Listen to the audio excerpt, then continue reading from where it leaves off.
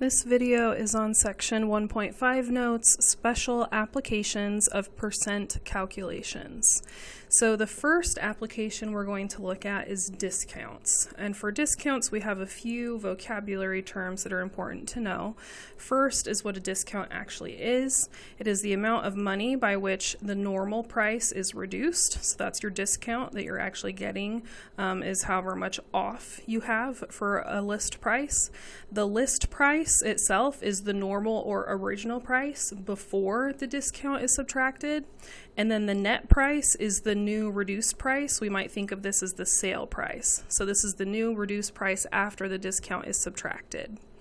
So one formula we're going to work with is we're going to have net price is the list price minus the discount, or you could say sale price is the list price minus the discount. When we think about percentages, we're thinking of the part divided by the base is the rate over 100, or the part over the whole was the rate over 100. And when we talk about the application of discounts, we're going to say that the discount divided by the list price is the discount rate divided by 100. So we're going to just switch from this proportion to solve these problems. So the first example says the list price of a tool is $18.50. On a special sale, it is offered at 20% off. What is the net price? So first, we're going to set up this proportion here. So the discount, we don't know this amount, so I'm going to put D for discount. The list price is $18.50. The discount rate is 20%. Out of 100%. And so to solve this and solve for the discount price, I'm going to go ahead and cross multiply. So D multiplied by 100 equals 1850 multiplied by 20. So 100D is 370. I'll divide by 100, and so the discount is $3.70. So if they had asked us for the discount price, we would know, or not the discount price, but if they'd asked us what the discount was, we would know what it was. Now they're asking us what the net price is or what the sale price is after you take the discount off. So we're going to say the net price is the list price minus the discount. So 1850 minus 370. So the discount price is $14.80.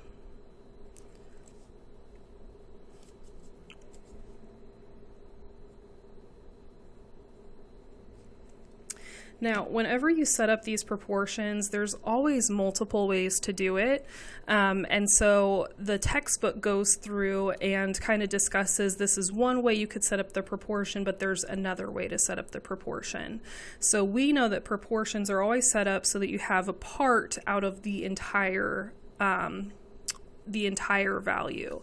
And so when we did this problem, we talked about the dollars in the problem, we talked about the percents in the problem, and we did the part divided by the whole with the dollars, we did the part divided by the whole with the percents.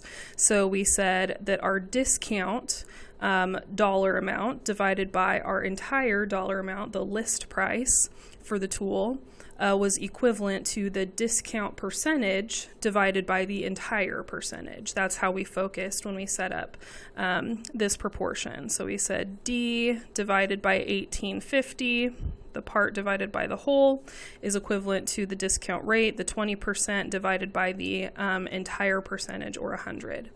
Now the textbook says, well, there's another way you could do this problem that would get you to the answer a little bit more easily.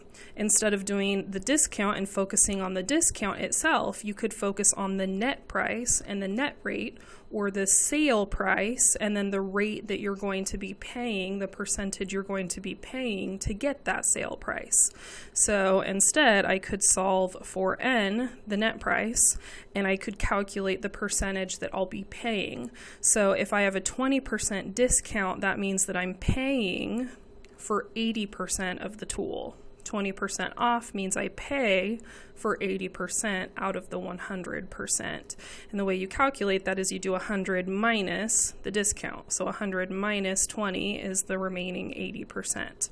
So an alternative way to do this problem is that you could do the part divided by the whole. So the net price or the sale price divided by the entire price is the amount that you're paying divided by 100%.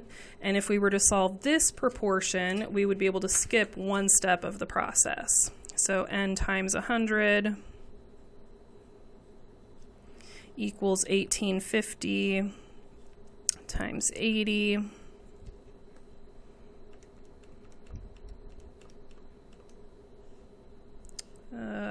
1,480.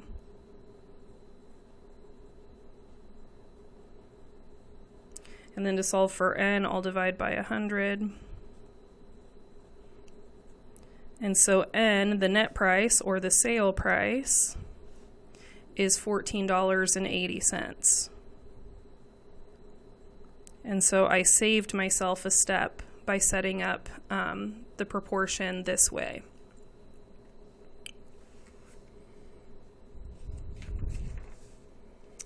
All right, so let's try another problem like that. This says after a 25% discount, the net price of a 5-inch random orbit sander is $57. What was its list price? So we want to know what the list price is. This is what we're solving for. We don't know what the discount was, but we know what was paid. We know what the sale price was. We know that the discount was 25%, and so that means that the person who ended up paying the sale price, they paid 75%.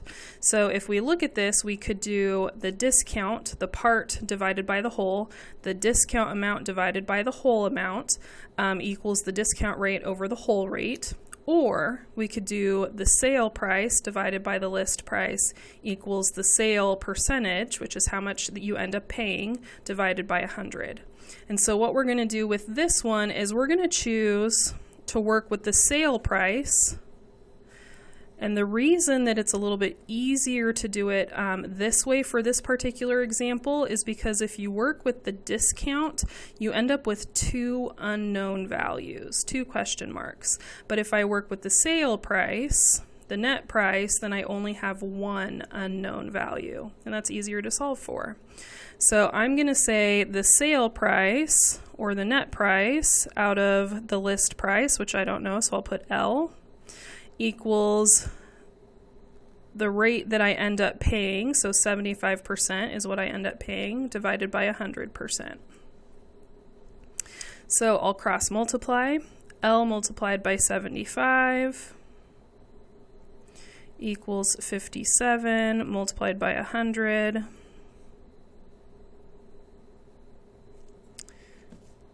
$57 times 100 is $5,700 divided by 75.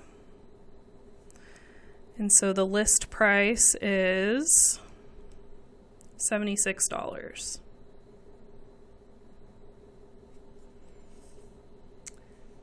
Okay, so here we're doing another example, but we're going to fill out the information in these little circles. So we're going to figure out what part we have and then what the whole thing is. What part we have, what the whole thing is. So it says a kitchen sink that retails for $884, so this is the list price, is offered to a plumbing contractor for $574.60. So this is the sale price or the net price. What discount rate is the contractor receiving? So the discount rate, question mark over here, this is what they want us to solve for. They want us to see what their rate was. We also don't know how much money they got marked off, but that'd be pretty easy to calculate. So I'm going to go ahead and calculate that over here. So 884 minus 574.60. So 309.40.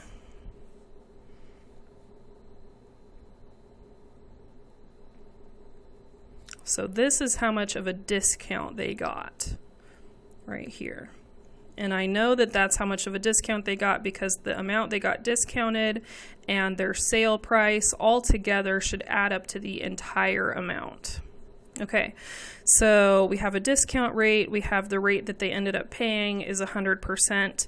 So for me to do this particular problem, I can do this part out of the whole and this part out of the whole for my proportion, or I can do this bigger part out of the whole and this bigger part out of the whole. Either one of those I can do. So what I'm going to do is I'm going to do this one right here, part out of the whole, part out of the whole, and that's because this is where my question mark is. So I've got $309.40 out of the entire price equals the rate that I don't know, so I'll put an R out of 100%. And I'll go ahead and cross multiply. So I have 884 times R equals 309.40 times 100 .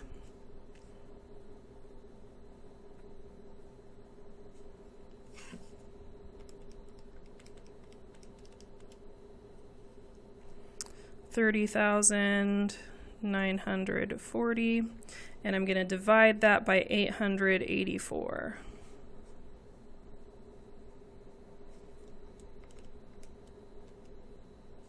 So the rate is 35%. So they got a discount of 35%, which means they paid 65%. So the discount rate the contractor received was a 35% discount.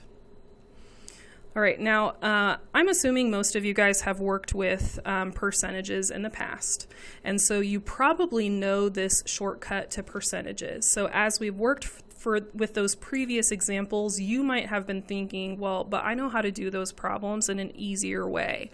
And this is possibly, if you were thinking that, this is possibly the easier way you were thinking of. So this says change the percent to a decimal and then multiply it by the base number. Multiply it by the whole. So when we're talking about the whole list price, that's how you could find the percent of something. So if we want 20% of 640, we could take 20%. We could rewrite it as a decimal number, so 0.20. We take the 20% with its decimal right here as a whole number, move the decimal 2 places to the left, so we have 0.20, and then we're going to take that and multiply it by 640, the base number. So 0.20 times 640 is 128. So 20% of $640 is $128. The next problem says, what is 30% of 50? So 30%, I'm going to take this whole number 30, and I'm going to move the decimal 2 places to the left to rewrite it as a decimal number. And then I'll do 30% multiplied by the base number 50. And I get 15.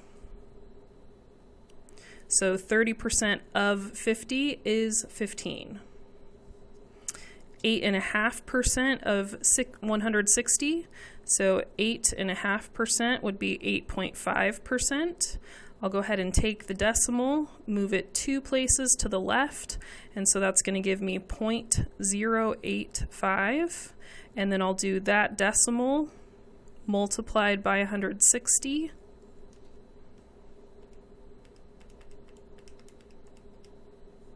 13.6. So 8.5% of 160 is 13.6. Okay, so here is an example problem which asks us to take multiple percentages in a row.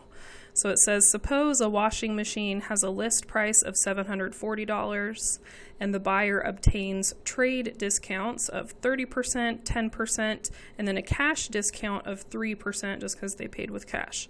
What does the buyer pay for the washing machine? So we're going to start with $740. and we'll just calculate each of these discounts. So if we have 30% off, then that means that we're going to be paying 70%. If you have a 30% discount, then you are paying 70%. And so I'm going to rewrite that as a decimal. So 70% would be the decimal 0.70, and 70% of 740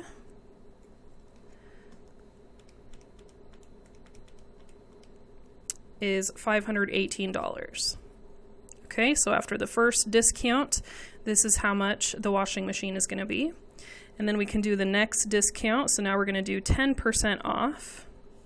If we have 10% off, then that means we are paying 90%. 90% written as a decimal is 0.90. So 0.90 multiplied by the remaining dollar amount, 0.90 times 518 is $466.2. $466.20. And then we're going to do the 3% off. If you have 3% off, that means you are paying 97%. And so we'll do 0.97 times the remaining amount, $466.20.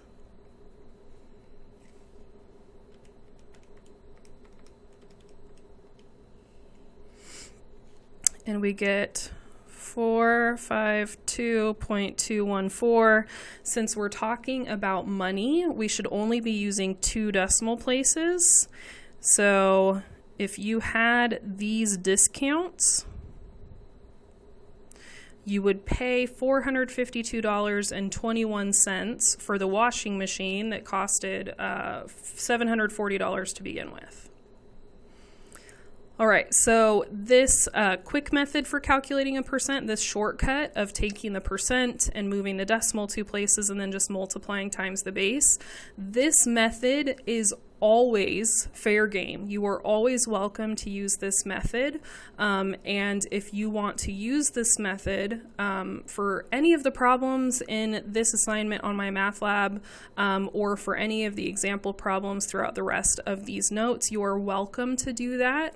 The reason that these notes do not use this method for the rest of the example problems is because this method requires that you have good understanding of each of the problems and what they're asking for, and it's not always straightforward to use this method. You don't always know which numbers to multiply and how to write the answers. So what you'll see is that throughout the rest of these notes, we have other types of applications. So we have sales tax and interest rates and commission and efficiency of things and tolerances and percent change. And in every single situation, the proportions that we write are going to be slightly different, but maybe a little bit similar. And so if you are good at using that shortcut method and you can read the problems and understand exactly what needs to be multiplied, you are welcome to use that method. However, if you're going to struggle with figuring out what should be multiplied to calculate the answer, then don't use that method, just use the formulas. Okay, so there's going to be a formula for each of these different scenarios. And so if that shortcut is something that you get confused about, and when you try to figure out which numbers to multiply, you get it wrong half of the time, then ditch the shortcut, figure out what type of problem it's talking about, and just use the formula each time, and then you'll know at least that you're getting it right. Okay, so the next problem that we're doing has to do with sales tax. Sales tax is a consumption tax on the sale of goods and services, and it's calculated from the list price of a purchase and determined by individual states, counties, or cities. So this example says if the retail sales tax rate is 7.75% in a certain city, how much would you pay for a digital multimeter with a list price of $76.50? And we have 2 different ways that we can calculate this. The first is that we can plug it into this proportion, and then kind of add some numbers together, or we could plug it into this proportion right here. So they're asking us, how much would you pay? So what is the total cost of something if we have a list price and we have a certain sales tax rate? So how much would you pay is your total cost. This is what we're solving for. And so up here, if we do this, we have total cost. We're going to solve for this value within the proportion. Over here, we're not going to solve for it within the proportion. We're going to solve for something else, and then we're going to have to take that and plug it in. So I'm going to go ahead and use this formula because it seems like I'm going to get straight to the answer that I want right away. So it says if a retail sales tax rate is 7.75%, so I'm going to do 100 plus the tax rate divided by 100 is the total cost divided by the list price. So total cost C divided by the list price, $76.50. And so now all I need to do is solve this proportion, and then I'll know what the total cost is, which is how much I would pay. So I'm going to go ahead and cross multiply. C multiplied by 100 is 76.50 multiplied by 100 plus 7.75. So 100 plus 7.75 is just 107.75.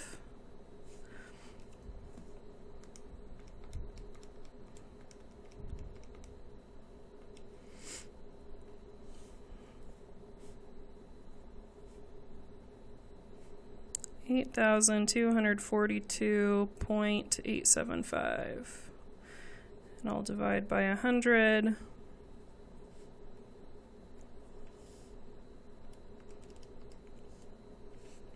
And since we're talking about a cost, we're talking about money, I'm going to round to the first two decimal places when I write this down. And so the first two decimal places are 42, but the 2 is followed by an 8, so I'm going to put 0.43.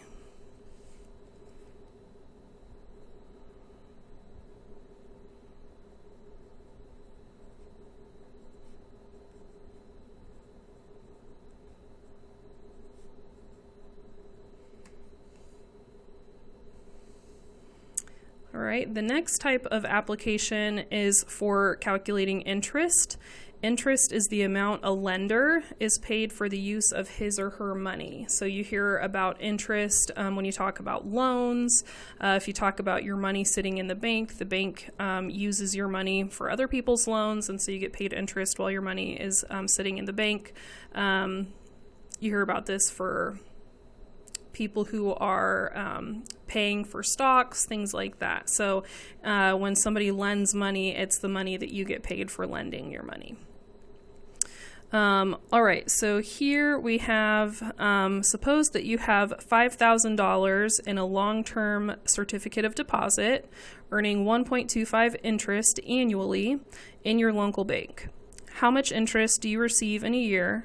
How much interest do you receive in 18 months? So this is an annual interest rate, and so this is going to answer the question, how much interest do you receive in a year? And then after that, we'll have to use that dollar amount to help us calculate the 18 months, because there isn't something that allows us to calculate that from the proportion itself. So how much interest do you receive in a year? That's going to be your annual interest. Okay, so annual interest, they didn't give us they didn't give us a variable to use, so I'm just going to use I for interest. Principal is the starting value typically that we talk about, that you put into an account. So the principal value or the starting value was 5,000. So we have a dollar amount divided by a dollar amount, how much interest and how much money you put in there to begin with, and then the interest rate over 100, so we have a percentage over a percentage. And to solve this, I'll go ahead and cross multiply. So I times 100 equals 5,000 times 1.25.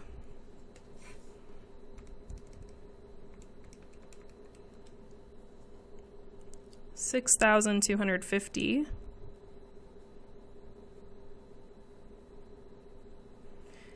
And I'll divide by 100 to get the I alone. $62.50.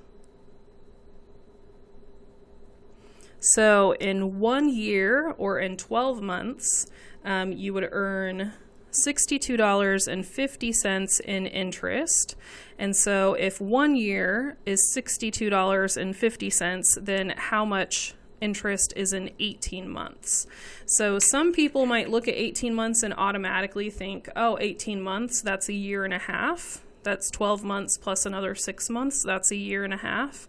And some people might not think of that as easily. So this is 1.5 years. This is 1 year. So it kind of depends when you're looking at this problem to calculate this next value of how easily you can understand this 18 months. So for students who look at this and they say, oh, 18 months is a year and a half, then I'm going to take this interest value and I'm just going to multiply it by 1.5. This is for 1 year. If I want to know how much I'm going to get in 1.5 years, then I'm going to do the amount for 1 year times 1.5. So it's $93.75 for a year and a half. Now, not all students are going to be able to look at that 18 months and see like, oh yeah, that's a year and a half.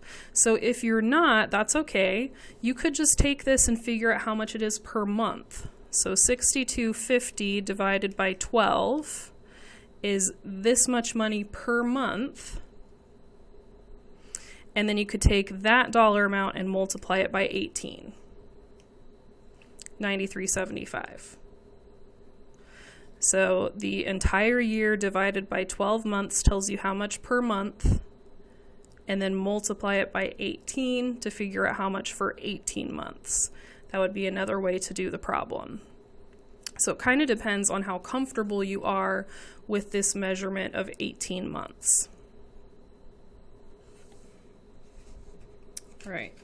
Another application of percentages is commission. So commission is a sum of money paid to an employee upon completion of a task, usually selling a certain amount of goods or services. So you hear about car salesmen having commissions for the amount of cars that they sell. That's why you hear about car salesmen being a little bit pushy because they're getting a portion of that money when they sell a car. You might also hear this in situations where people work at very high-end clothing stores. If they sell a certain amount of the product, then they get a commission based off of that sale.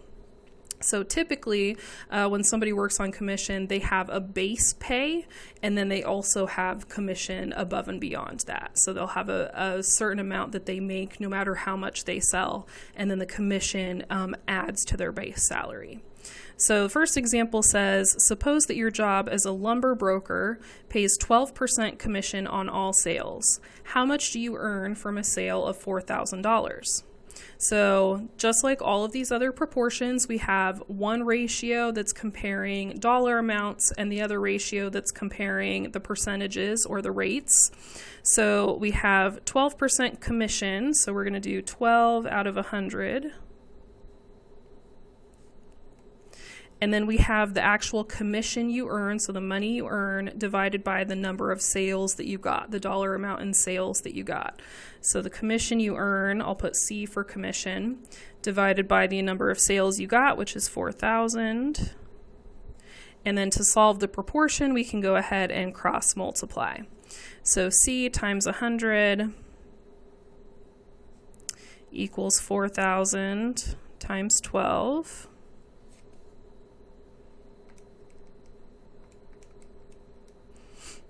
$48,000.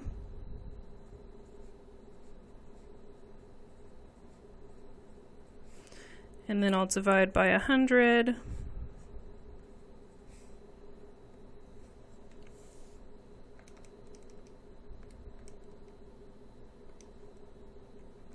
So $480.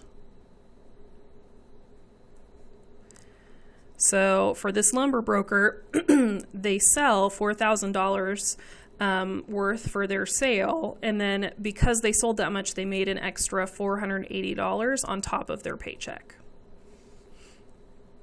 All right, next example says a computer salesperson is paid a salary of $800 per month plus a 4% commission on sales.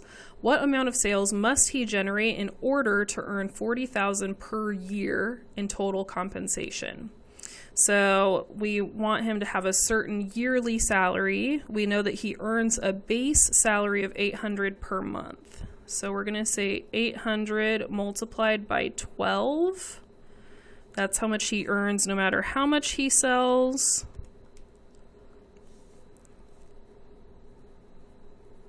Okay, 9,600. And so that means that 40,000 minus the 9,600. So 9,600 is how much he gets paid just from the company no matter what he sells. 40,000 minus 9,600 is how much he needs to make in commission. So 30,400. So this is the amount of commission he needs to make in order to have a salary of 40,000 for the year. So what amount of sales does he need to generate? How many sales does he need to have in order to have that amount home each month or in the year? So we're going to say the commission rate is 4% out of 100. We know that. We know this is the amount of commission he needs to earn. What we don't know is S, the amount of sales he needs to make throughout the year for that to happen. So I'll go ahead and solve this by cross multiplying. So I'm going to do S times 4 equals 30,400 times 100.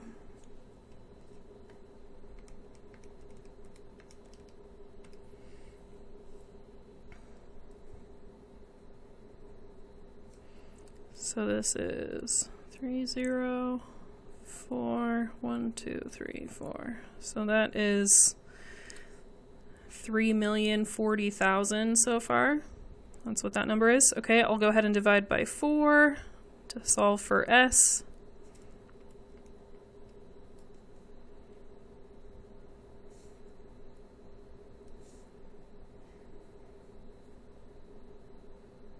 So he needs to make 760,000 in sales in order to take home $40,000 a year.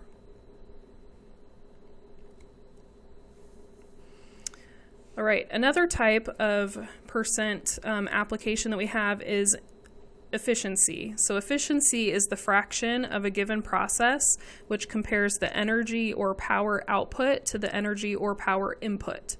So comparing the output versus the input tells you how efficient something is. It is usually expressed as a percent. So, for example, an auto engine is rated at 175 horsepower and is found to deliver only 140 horsepower to the transmission.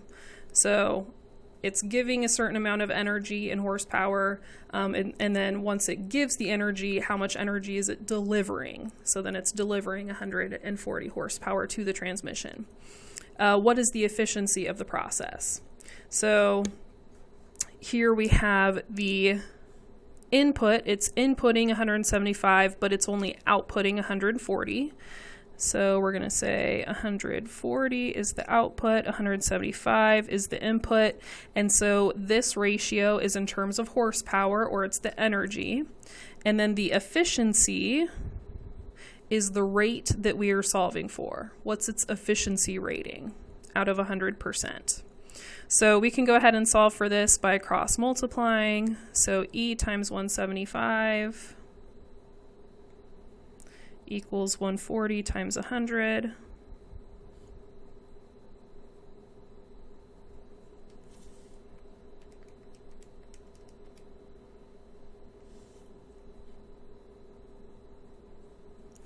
And we'll divide by 175.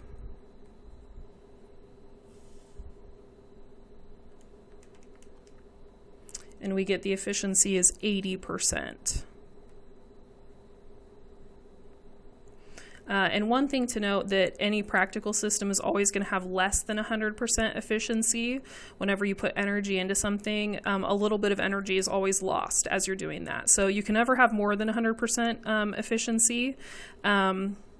Well, I'm not going to say never, but for the most part, it makes the most mathematical, logical sense for your efficiency to be less than 100. If you're getting more than 100, you should be concerned. If your efficiency is a very low number, then you should be concerned that that system is not very efficient at all.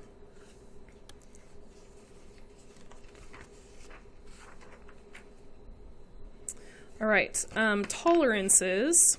So the tolerance is the degree of accuracy required in a measurement. Tolerance limits are the range of values in which the measurement will be acceptable. So this is something we're going to see in terms of a fitting, but you're going to think of this in terms of maybe construction things. So how the tolerances you have as far as different pieces of maybe wood fitting together as you're building something where, of course, we'd like for things to be perfectly accurate, but generally that's not going to happen. So what's the tolerance? How accurate do things have to be before they need to be redone? Or how fitted do different like nuts and bolts have to go together in order for them to work correctly as they should before one piece is not going to correctly work with the other. So that's kind of the idea of tolerances. And then the limit is just the range of values, and that's what this is. This is expressed. This is a tolerance limit that's expressed in inches. So it's saying this is the goal, and this is how far off you can be from the goal. So the example is the fitting shown should be 1.370 inches, and it has a tolerance of 0.015 inches. So that's how far off it can be and still do its job. Write the tolerance limits in percentages. So instead of saying this is the goal, 1.370 inches, where you can be off this number of inches, they're saying tell us how many percent it can be off from this goal. So we're going to say what the tolerance is, we're going to do that over the measurement that it should be, and then we're going to calculate the percentage based on that.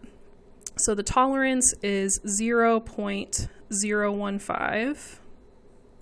The measurement is 1.370, and then the percent tolerance, T, I'm going to put it for, is what we're calculating. So I'll go ahead and cross multiply. So I've got T times 1.370 is 0.015 times 100.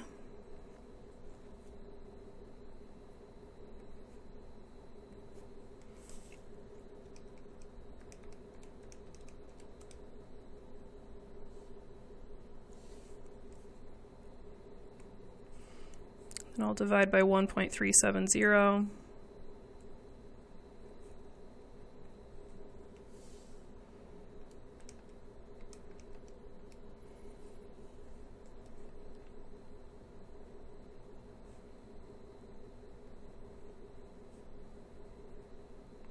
And so this is a percent right here, and I'm just going to round to 2 decimal places. The 9 is followed by a 4. So I don't have to round up. I'm just going to keep that as a 9. So 1.09% tolerance. So if we write this as a tolerance limit in percentages, then I would say 1.370 inches plus or minus 1.09%. If you write the tolerance limit in inches, this is how you write it. In percentages, this is how you write it. So I would say the tolerance limit is 1.09%. The tolerance limit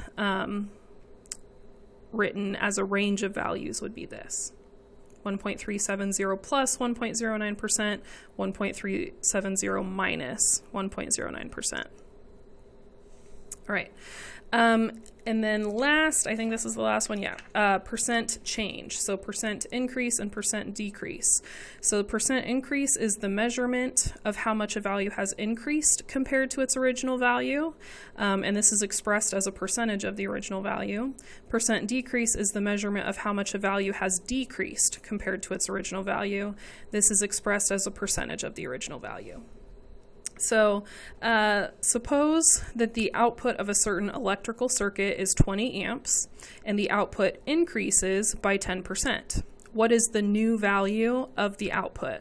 So here they gave us two different ways that we could write these proportions, and it's going to be, we're going to choose which one to use dependent on what the question is asking for. So here it says, what is the new value of the output? And so I want to look to see which proportion allows me to find the new value of the output. So I have percent increase and percent decrease. This one says percent increase or decrease. But between these different types, these ones down here are the ones that mention the new value. So I'm not going to use this proportion. I'm going to use one of these down here. Since the problem says increase, I'm going to use this one. So new value is what I'm going to be solving for, and I know that it increases by 10%. So new value V is what I'm finding out of the original value, which is 20 amps. 100 plus percent increase divided by 100.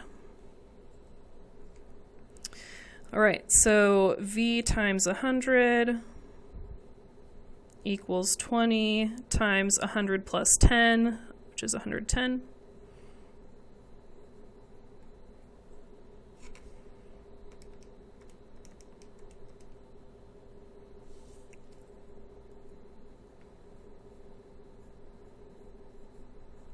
And I'm solving for V by dividing by 100.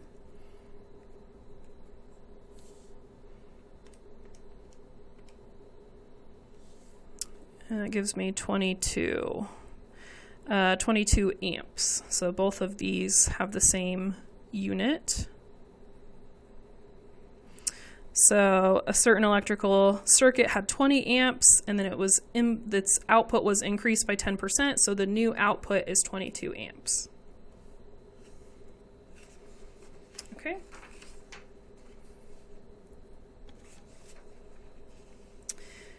Here, hold on, let me keep this page.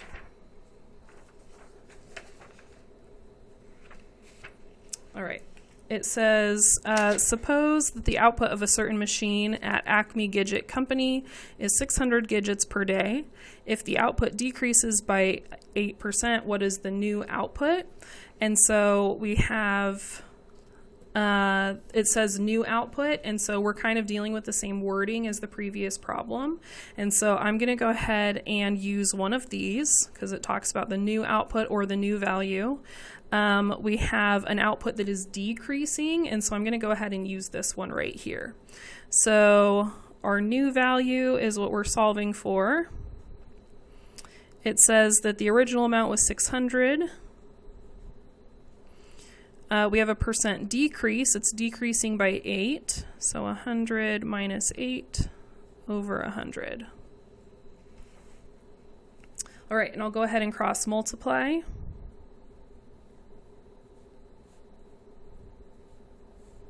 A 100 minus 8 is 92.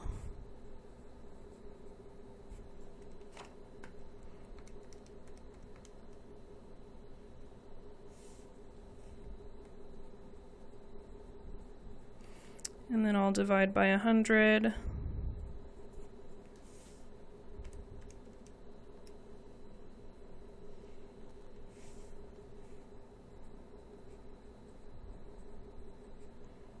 So the decreased amount, the output that has decreased, is 552 gidgets.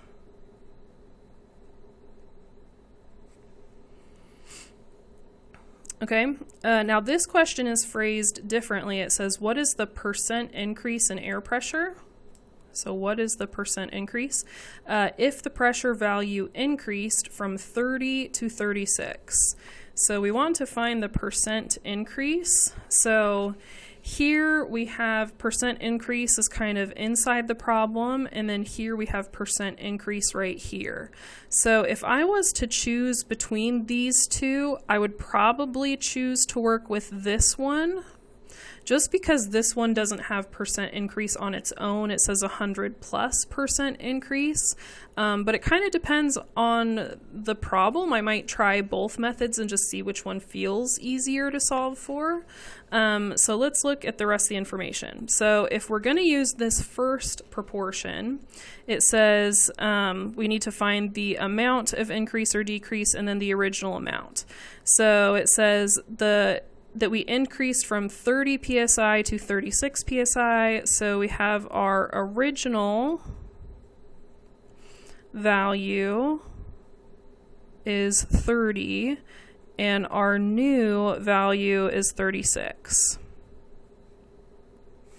So that means that from 30 to 36, that means that we increased by 6. Okay, so if we're going to use this formula, we need the amount of increase or decrease divided by the original amount. So it increased by 6, the original amount was 30.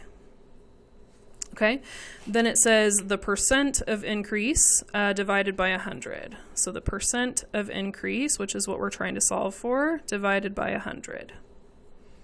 Okay, and now I can go ahead and cross multiply. So I times 30 equals 6 times 100.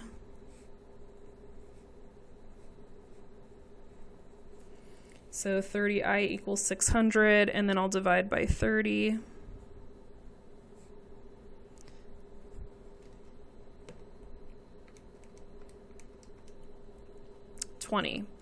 So it increased by 20%.